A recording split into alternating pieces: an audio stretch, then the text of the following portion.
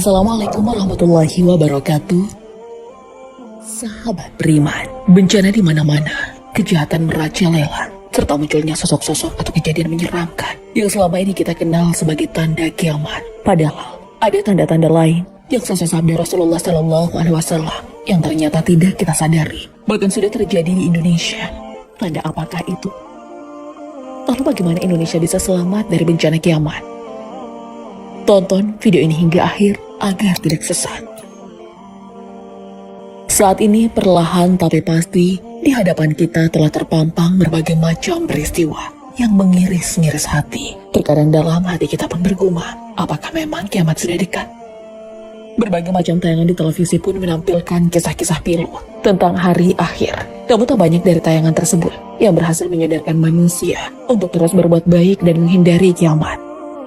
Masih sering kita saksikan ajaran Islam mulai ditinggalkan oleh kaumnya. Beberapa ulama kondang memilih murtad, hingga kasus-kasus lain yang juga membuat Majelis Ulama Indonesia mulai turun tangan. Ahli ibadah dan ulama yang seyogianya menjadi panutan malah korupsi dengan dalih yang sangat tak masuk akal.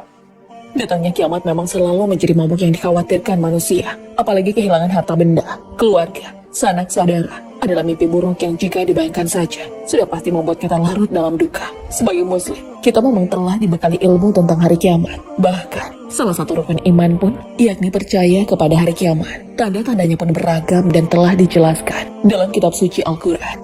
Yaumul Qiyamah ini ditandai dengan munculnya dukan atau kabut tebal yang menyelimuti bumi. Selain itu, Dajjal pun mulai menampakkan dirinya. Dabbah atau hewan buas mulai keluar dari perut bumi. Matahari terbit dari barat. Ya'juj dan Ma'juj juga keluar dan menciptakan kerusakan di muka bumi. Tak hanya itu, Nabi Isa juga akan hadir di dunia. Fenomena-fenomena menarik pun juga akan muncul dan tak pernah kita bayangkan sebelumnya. Seperti 3 gerhana di bagian timur, gerhana di bagian barat, gerhana di Jazirah Arab, api dari Yaman yang akhirnya menggiring manusia untuk berkumpul dan sebagainya.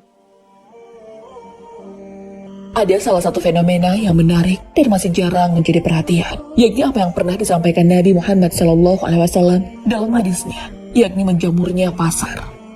Abu Hurairah radhiyallahu anhu meriwayatkan bahwa Rasulullah SAW bersabda, hari kiamat belum akan terjadi sampai berbagai fitnah, malapetaka bermunculan, kebohongan merajalela, dan pasar-pasar menjadi saling berdekatan. Hadis riwayat Ahmad.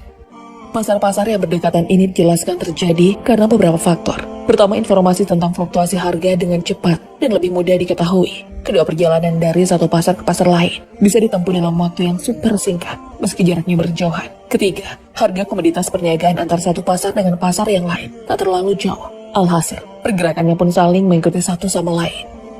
Bagi sebagian orang, pasar-pasar yang begitu dekat sering diamati sebagai menjamurnya toko-toko seperti Indomaret, Alfamart yang beredar di suatu tempat. Ada yang mengartikan jika toko-toko yang berdekatan ini merupakan salah satu ciri kiamat jika merujuk kepada hadis Rasulullah tadi. Misalnya saja dalam postingan ini, minimarket yang didirikan oleh PT Sumber Alvaria Trijaya ini memang sudah lama beroperasi, dimulai pada tahun 1999. Namun pesaingnya yakni PT Indomarko Prisma Tama didirikan jauh lebih awal, yakni pada tahun 1988.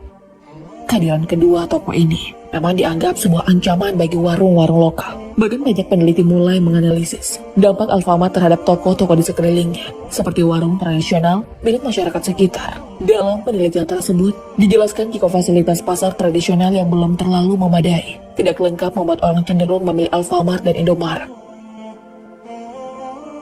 Namun jika diperhatikan, kenapa toko ini selalu berdekatan? Apakah memang sebagai salah satu tanda datangnya hari kiamat? Berdasarkan laporan Linda Hasibuan dari CNBC Indonesia, alasan kedua gerai ini ramai dan sangat dekat satu sama lain. Meski menjual barang-barang yang hampir sama karena strategi marketing. Demi mendapatkan pasar yang lebih luas, mereka ingin menarik konsumen sebanyak-banyaknya. Jadi trik mereka yakni memilih lokasi dengan konsep teori lokasi industri. Dalam penelitian ini disebut Hoteling Theory. Selain itu, kedua gerai ini sebenarnya mengusung nilai keunggulan yang berbeda. Meski terlihat seperti saudara kandung, namun mereka tentu memiliki poin keistimewaan tersendiri. Entah dari segi harga yang lebih murah, pelayanan yang lebih ramah, atau wilayah toko yang lebih luas. Ada juga faktor persepsi konsumen. Karyawan akan berusaha semaksimal mungkin memberi kesan yang manis kepada konsumen, dan mereka memilih strategi jitu agar bisa memikat hati pelanggannya. Alasan terakhir, yang juga masuk akal adalah hemat budget riset.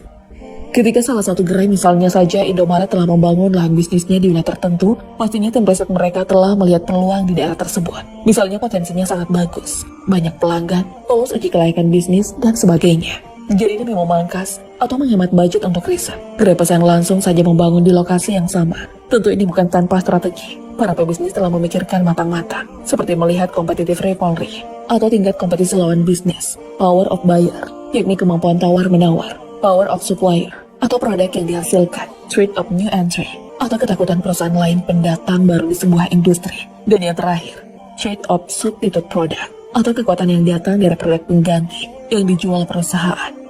Inilah sebenarnya alasan kenapa kedua gerai ini selalu berdekatan. Atau bisa juga menjawab alasan kenapa beberapa toko bisa dengan mudahnya berdekatan padahal dengan barang-barang jualan yang hampir sama.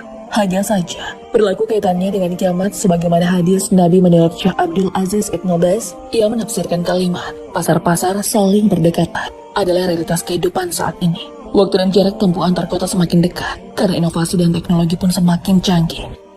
Sosial media misalnya, sudah bisa mempertemukan dua orang meski jarak yang sangat jauh, hanya dengan modal internet saja. Semakin kesini pun, segala hal yang berbau cepat sangat diburu manusia.